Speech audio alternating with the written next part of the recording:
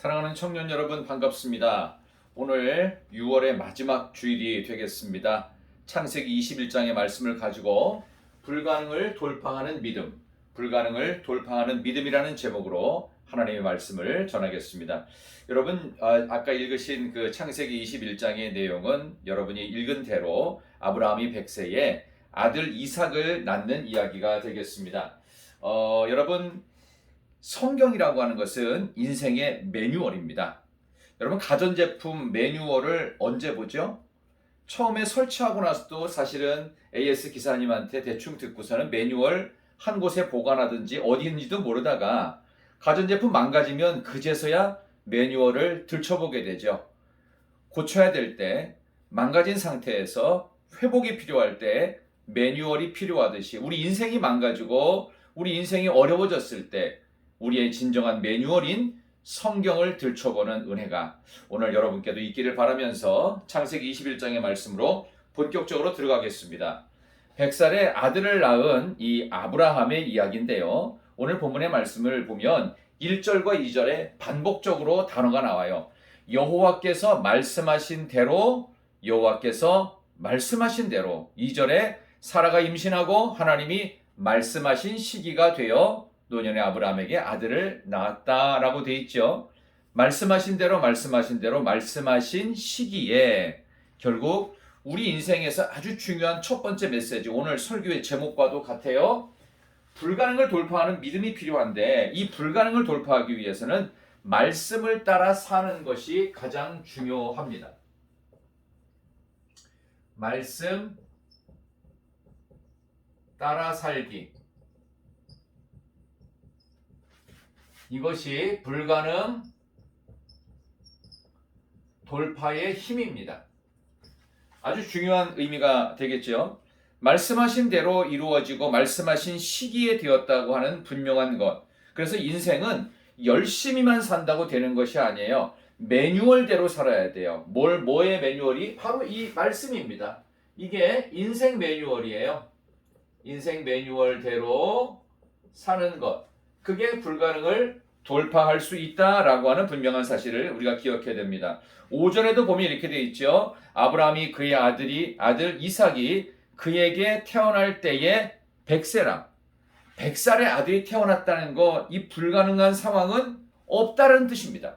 불가능이 하나님한테 없다. 하나님의 말씀이 인생 매뉴얼이 되면 우리에게 불가능을 돌파할 수 있다라는 것을 분명히 보여주는 그런 내용이 되겠습니다. 말씀 따라 살면 불가능이 없는데 우리는 대개 어떻게 살아요? 말씀 따라 살지 않고 환경 따라 살아요. 될 만한 환경인지 아닌지를 판단하는 불신앙. 오늘 이 창세기는 1차 독자가 출애굽한 백성들입니다. 출애굽 백성들이 1차 독자가 되기 때문에 이 출애굽 백성들아, 너희들이 430년 이집트 땅에서 도저히 해방이 안 될 것 같지만 말씀대로 100세에도 아들을 낳을 수 있는 기적이 있듯이 출애굽의 놀라운 역사도 하나님의 말씀 따라 살면 얼마든지 된다라는 것을 1차 독자인 출애굽 백성들에게 가르치는 내용, 창세기 21장입니다. 창세기 전체가 다 출애굽 백성들에게 희망과 능력과 구원과 해방과 소망을 주는 그러한 위대한 책입니다. 그래서 출애굽한 가나안 백성들은 이 창세기부터 모세 오경인 신명기까지, 창세기부터 신명기까지의 이 책을요, 가장 중요한 국민교육 헌장처럼 출애굽 백성들에게 이 책을 읽게 했던 겁니다. 우리가 그걸 지금 읽고 있고요. 하나님의 백성들에게도 이 창세기부터 신명기까지 내용은 아주 중요한 내용이 될 수 있습니다. 자, 여러분들 잘 한번 생각해 보세요. 축구 경기가 있었는데 축구 경기가 4대3으로 이미 이겼어요. 그러면 전반 이겼어요. 그걸 우리가 다시 한번 역전의 드라마를 재방송으로 봤다고 합시다. 근데 전반전에 0대3으로 지고 있었어요. 근데 여러분들 0대3으로 지고 있는데 그거를 재방송으로 본다고 불안해요? 마음이 편합니까? 불안하지 않지요. 마음이 편합니다. 왜요? 우리는 결과를 알고 있어요. 마지막의 결론을 알고 있단 말입니다. 그래서 어떻게 해요? 장차 역전 드라마를 쓰실 하나님의 말씀으로 불가능을 돌파하자, 바로 이런 의미가 됩니다. 그러므로 여러분은 말씀 따라 산다는 뜻의 의미가 뭐냐? 말씀 따라 산다는 것은 뭘 말하느냐 하면요, 결과를 보고 지금을 사는 거예요. 결과를 보고 지금을 산다. 이런 정도는 메모해도 좋을 것 같아요. 말씀 따라 산다는 말은 결과를 보고 지금을 살아가는 그런 믿음, 그것을 말하는 것입니다. 여러분 2절에도 보면요, 여기 아브라함의 신앙에 대한 이야기인데 이 아버지 신앙에 대한 이야기를 합니다. 우리 한번 잠깐 살펴볼게요. 2절 보면 사라가 임신하고 하나님이 말씀하신 시기가 되어 노년의 아브라함에게 이 아들을 낳았다고 그랬어요. 원래 임신은 엄마가 하고 엄마가 낳는 것 같잖아요. 근데 사실은요, 이 자녀에 대한 부분은 성경에서 끊임없이 아버지가 낳은 아들로 표시를 합니다. 이 아버지의 역할이 그래서 중요하다는 건데요, 아버지 역할은 기준을 세우는 기준 세우기 역할, 두 번째는요, 축복하는 겁니다. 자녀를 축복하기, 이거 아버지가 이 두 가지 하는 겁니다. 아주 중요한 겁니다. 아브라함의 아버지로서 이거를 잘했다는 뜻입니다. 김정현의 소설인 아버지라는 그 책에 보면 죽어라 고생해서 돈 벌어서 자식들 대학까지 잘 보내서 직장까지 취직시키고 출가를 시켰어요. 그런데 돌아오는 말은요, 딸내미는 아버지를 내가 가장 필요한 때 별로 보지 못했다고 아버지라고 하지 않고 당신이라고 합니다. 가슴 아픈 얘기예요. 자녀들은 아버지가 우리한테 해준 게 뭐냐요? 그리고 부인은 뭐라고 하는 줄 아십니까? 당신은 좀 가만히 있으라고. 가슴 아픈 소리를 들었던 아버지는 마음의 상처가 컸습니다. 그래서 그랬는지 췌장암에 걸려가지고 죽을 날을 받아놓고 경주 보문단지로 가죠. 가서 뭐 하지요? 보문단지에서 이런저런 인생의 이야기 나누다가 나중에 이 아버지 안락사하는 것으로 이 소설은 끝이 납니다. 슬픈 이야기, 가슴 아픈 이야기입니다. 여러분, 이 아버지가 뭘로 참던 겁니까? 제일 중요한 것인 기준을 놓쳤어요. 기준을 세워주는 것. 자녀를 축복하는 일을 놓쳤고요. 또 하나는요, 영적인 권위. 영적인 권위를 세워주지 못했어요. 이거 뭡니까? 아버지가 자녀를 위해서 기도하는 거예요. 이 기도할 수 있는 건 대단히 큰 권위입니다. 디모데전서 2장 8절에 보면 남자들, 아버지예요. 남자들, 아버지들은 분노와 다툼을 버리고 거룩한 손을 들고 기도하기를 힘쓰라. 기도의 축복을 말하는 겁니다. 세 가지의 아버지 역할, 기준 세우기, 남자의 역할은 자녀를 축복하기, 남자의 역할은 영적인 권위로서 기도에 힘쓰는 일입니다. 축복하는 일입니다. 영적인 기준을 세워주는 것, 아버지가 해야 될 일 잊지 말고, 그래서 임신은 여자가 하지만 자식을 낳는 건 아버지가 한다는 거 잊지 마십시다. 우리도 그렇게 해야 됩니다. 결혼을 앞둔 우리 많은 청년들에게도 이 말씀이 가슴속에 새겨지기를 바라요. 거친 파도 날 향해 와도 주와 함께, 말씀과 함께 날아오르리.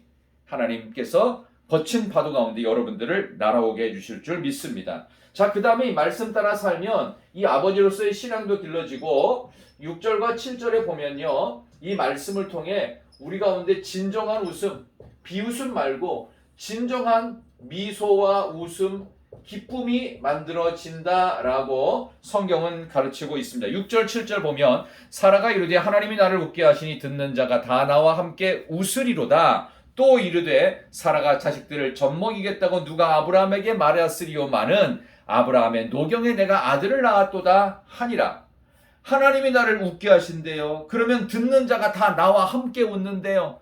하나님이 웃게 하셨는데 듣는 모든 옆에 있는 사람들에게도 다 같이 웃음을 줄 수 있대요. 7절의 말씀이 좀 특이한데 사라가 자식들을 젖먹이겠다고 누가 아브라함에게 말하였으리오마는 이게 무슨 주저리 무슨 말이냐 하면 그동안 가슴속에 이스마엘이라는 아이가 하나 있잖아요. 이게 배가 다른 자식입니다. 이 자식을 보면서 가슴의 상처와 열등감과 수치심으로 나는 아이를 낳을 수 없는 여자야, 이러한 절망감, 상실감 속에 14년 동안 이스마엘 뛰어다니는 거 보면서 얼마나 가슴앓이 하면서 말을 못했을까요? 말하지 못했던 여자였던 이 바로 사라가 드디어 입이 열린 겁니다. 입이 열리면, 여자가 입이 열리면요, 이거는 엄청난 기쁨이고 행복이고 그리고 진짜 웃음이 되지 않겠습니까? 그래서 여자가 화가 나거나 서운하거나 삐지거나 상처가 있으면 입을 열지 않습니다. 근데 사라가 어떻게 해요? 막 주저리 막 말을 한다는 거예요. 7절의 말씀, 사라가 자식을 먹이겠다고 누가 아브라함에게 말하였으리요마는, 누가 나한테도 그런 일이 있겠냐고 하는 이런 넋두리 같은 이야기들을 막 할 정도로 드디어 진정한 웃음, 말씀의 매뉴얼 따라가니까 드디어 사라에게도 진정한 웃음과 미소가 있더라. 말씀 따라 살면 불가능을 돌파하는데 그 첫 번째는 아버지가 분명한 신앙으로 영적 기준, 축복하는 일, 기도로 영적 권위가 세워지고, 또 엄마에게도 입이 열렸는데, 입이 열려서 무엇, 어떤 것, 진정한 웃음, 진정한 미소, 진정한 기쁨을 우리 자녀들에게도 볼 수 있는 그런 여자와 남자에게 없었던 것들이 회복되어지는, 불가능을 돌파하는 말씀 따라 사는 청년들 모두 되시기를 소망합니다. 자, 그 다음에 두 번째 내용이 있는데요. 자, 이 두 번째 내용은 그 다음에 나오는 하갈에 대한 이야기입니다. 하갈은 이 애굽, 이집트에서 온 여종입니다. 이집트가 이제 그의 친정, 그녀의 친정이 되겠는데, 이 하갈에 대한 이야기를 하면서 우리는 이런 걸 생각할 수 있어요. 이 하갈은 사실은 아이를 낳으면 안 되는 여자였어요. 근데 인간적인 방법으로 이 하갈을 통해 이스마엘이 탄생합니다. 참 불행한 여자이긴 한데요. 야, 여기서 우리가 모순을 발견할 수 있어요. 두 번째, 모순은 뭘로 극복할 수 있느냐 하면은 기본으로 돌아가는 것과 그 다음에 은혜로 풀자. 모순적인 삶은요, 기본으로 돌아가는 일과 은혜로 풀자. 8절에서 21절입니다. 여러분, 유태인들이 아이들에게 젖을 먹이는 기간은 1년 6개월 정도가 아니고 3년을 먹입니다. 3년 동안 유태인들은 아이에게 젖을 먹이는데, 이 젖 먹이는 기간이 끝나자 오늘 성경에 보면은 아브라함이 큰 잔치를 벌였어요. 젖 먹이는 기간이 끝났으니까 이삭은 3세가 되었을 것이고, 그 다음에 이스마엘은 그거보다 14살 많으니까 17살, 고등학생과 3살짜리 그 영아부 아이가 된 겁니다. 자, 이러한 14살의 터울이 지는 이 두 아이를 위해서 특별히 큰 잔치를 벌였는데, 이스마엘에게 독차지했던 이 사랑이 어디로 갔어요? 이삭한테 전부 다 가버렸어요. 그러니까 이 사랑이 옮겨간 걸로 인해서 이 아이 이스마엘은 얼마나 상처가 컸겠습니까? 그래서 어쩔 수 없이 이삭을 놀렸다고 그랬어요. 놀리긴다는 것은 비난하는 일입니다. 험담하는 일입니다. 이거 좋지 않죠? 이걸 보고서 사라인 이삭의 엄마가 가만히 있겠어요? 노발대발죠. 노발대발 난리가 났습니다. 자, 그래서 어쩔 수 없이 쫓아내자고 합니다. 하갈과 이스마엘을 쫓아내자라고 하니까 이 하갈과 이스마엘이 참 이러지도 못하고 저러지도 못하는 이 여기를 낳은 이 아브라함, 참 답답한 지경에 놓였죠. 자, 이런 상황에서 이러한 모순 속에 이거를 어떻게 극복해야 되느냐? 아브라함은요, 무조건 기본으로 돌아가야 됩니다.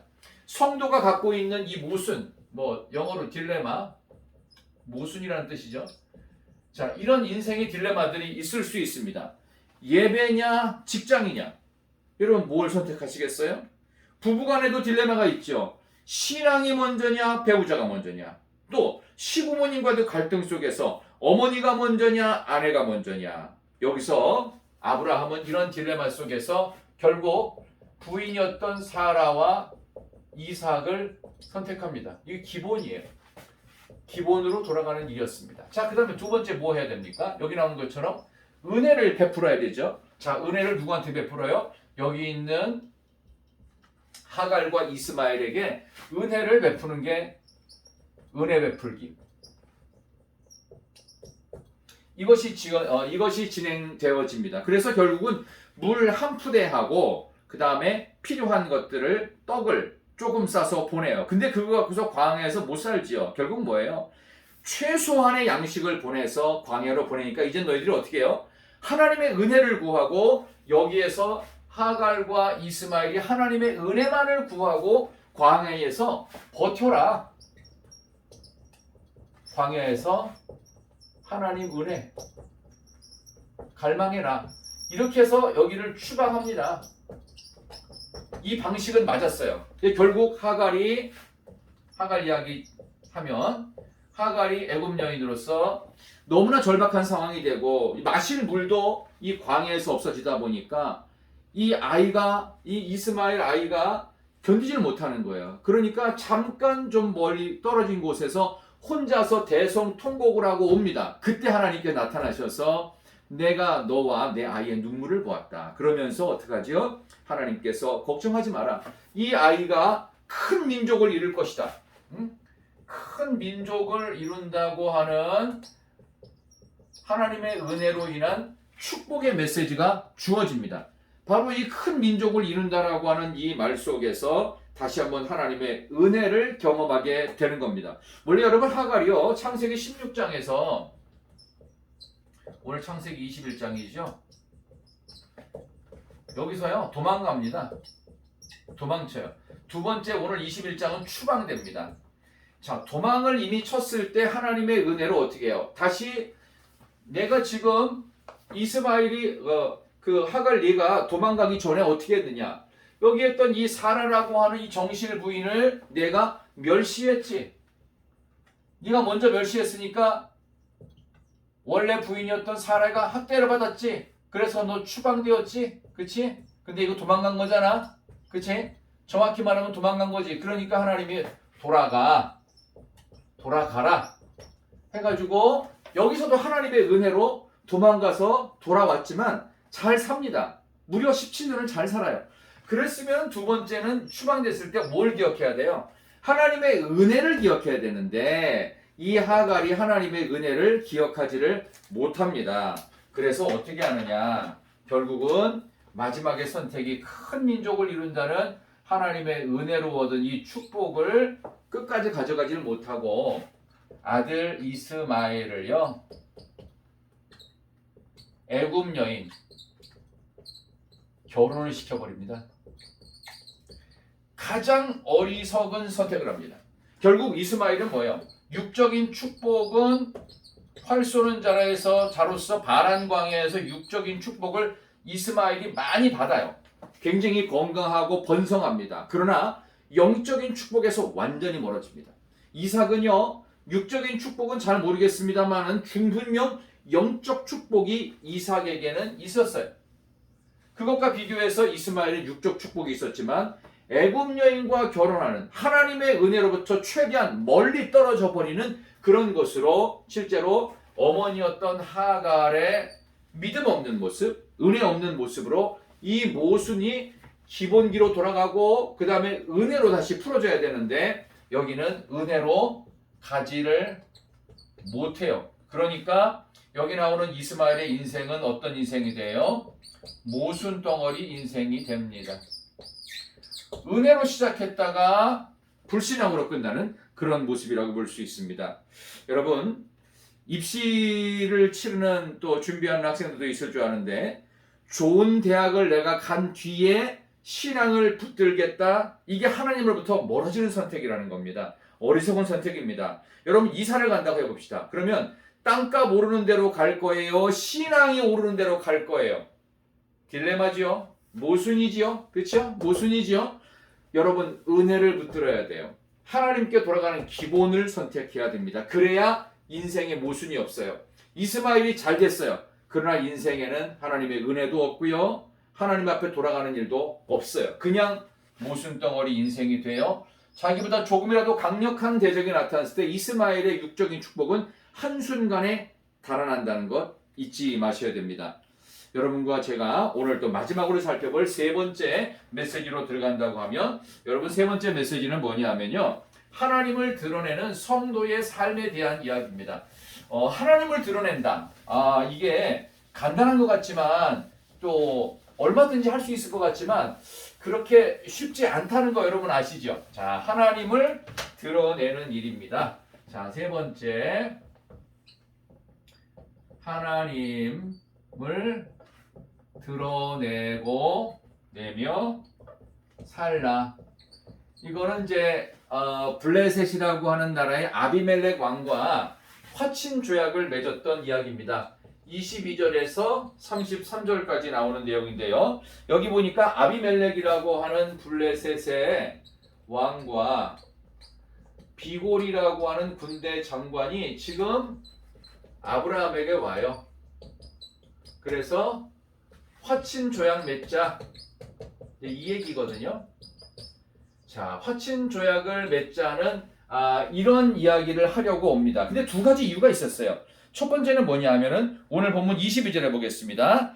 그때의 아비멜렉과 그 군대 장관 비골이 아브라함에게 말하여 이르되 내가 무슨 일을 하든지 하나님이 너와 함께 계시도다. 보니까 하나님께서 예전에 사건이 하나 있었을 때 뭐냐 하면은, 그게 뭐냐면 창세기 20장에 화친 조약의 이후에요. 창세기 20장에서 한 차례 문제가 있었어요. 그때 그 사라를 아비멜렉이 첩으로 삼으려다가, 사라를 첩으로 삼으려다 저주가 있었습니다. 그래가지고 이 그 아비멜렉의 집안에 여자들이 전부 다 불임이 돼버립니다. 큰일 났습니다. 이 나라가 망하게 생겼어요. 그러니까 하나님께서 아브라함에게 중보기도를 시켜가지고요, 중보기도를 통해서 이 불임이 회복이 돼가지고 여성들이 다시 임신을 시작하는 첫 번째 사건. 이거 하나님이 무슨 일을 하든지, 오늘 본문의 말씀에 있는 것처럼 22절에 내가 무슨 일을 하든지 하나님이 너와 함께 계신다, 이거를 느꼈어요. 두 번째는 아브라함의 우물을 뺏은 일이 있어요. 자, 이렇게 우물도 뺏었죠. 여자 아내도 뺏었죠. 그래서 큰일 날 뻔하니까 안 되겠다. 그대로 뒀다가는 우리가 정말 망할 수도 있겠다 싶어서 아비멜렉과 비골 장관이 와가지고 화친 조약을 맺으려 온 거예요. 자, 이러한 상황에서 분명하게 이제 화친 조약을 맺어서 소와 양을 중간에 각을 뜨고 지나가게 하는 그런 계약을 잘 했어요. 자, 계약을 했는데 이 전체가 뭡니까? 화친 조약은 결국 아비멜렉과 비골이 망하지 않고 죽지 않기 위해서, 그야말로 세상 용어이긴 하지만 이해가 쉬울 겁니다. 보험 들기를 한 거예요.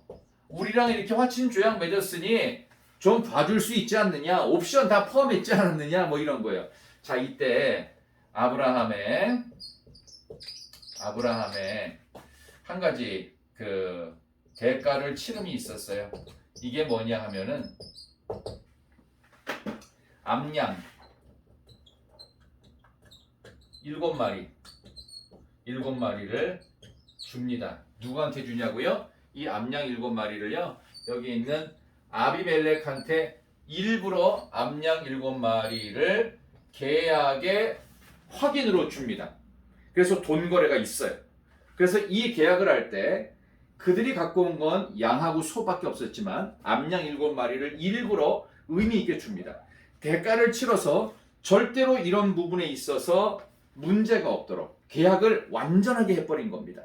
앞으로 나도 너희를 공격하지 않겠지만 우리가 약했을지라도 너희들은 아브라함의 무리인 이스라엘 유다인을 괴롭히지 말라, 이런 식으로 암양 7마리를 줘버립니다. 굉장히 중요한 의미가 있어요. 여러분, 크리스찬들은요, 이 그 불신자의 성경, 불신자도 성경 보는 거 아세요? 뭐가 불신자의 성경이냐? 성도의 삶입니다. 이런 조약을 맺는 데 있어. 알았다, 니네들이 왔으니까 니네들이 하는 대로 해 하면서 그냥 공짜로 한 게 아니에요. 분명한 대가를 치렀다는 거. 이게 정말 중요한 사실입니다. 텍사스 레인저스 소속이었던 추신수 선수가 2021년 작년 3월인가 해서 SSG로 넘어왔죠. 그때 넘어올 때 자기가 원래 그 백넘버가 17번이었어요. 근데 당시에 SSG에 있던 그 이태양이라는 후배가 그걸 갖고 있었는데 그 번호를 갖고 싶은데 그 후배는 그냥 선배님 가지시라고 저는 17번의 의미가 별로 없습니다. 라고 편하게 넘겨주었지만 그때 추신수가 뭘 했죠? 로저 두비라고 하는 약 2천만 원 상당의 이런 시계입니다. 이런 식의 시계. 그러한 시계를 하나 일부러 백넘버를 받으면서 동시에 전해주는 장면이 있었어요. 그래서 나도 그때 이렇게 귀하게 번호를 넘겨줬고 우리 선배 추신수 선수도 이렇게 귀하게 대가를 치르면서 내 번호를 받았다. 상호 간의 아름다운 계약과 서로에 대한 존중감을 확실하게 표현하는 것. 결국 불신자들의 성경이 뭡니까? 성도들의 책임적 삶입니다. 우리가 그렇게 책임적 삶을 살아가는 그러한 하나님 백성 되기를 소망합니다. 불가능을 돌파하는 믿음의 삶은 역시 하나님의 말씀대로 살아내는 일입니다. 여러분, 말씀을 듣고 말씀대로 살면 진정 불가능한 일들을 100세의 아들을 낳은 아브라함처럼 돌파할 수 있습니다. 그리고 아무리 모순적인 삶이 있을지라도 그 모순은 뭘로 극복합니까? 가장 중요한 것은 기본으로 본질로 돌아가는 일이고 하나님의 은혜를 다시 붙잡는 일입니다. 그리고 불신자들의 성경은 성도 우리 크리스찬 청년들의 삶의 책임적 모습입니다. 하나님을 드러내고 사는지 그렇지 않은지 말입니다. 기도하겠습니다. 하나님 아버지 참 감사합니다. 우리 사랑하는 청년들과 오늘 불가능을 돌파하는 믿음이라는 제목으로 창세기 21장의 말씀을 함께 깊이 묵상하며 이 말씀을 나눴습니다.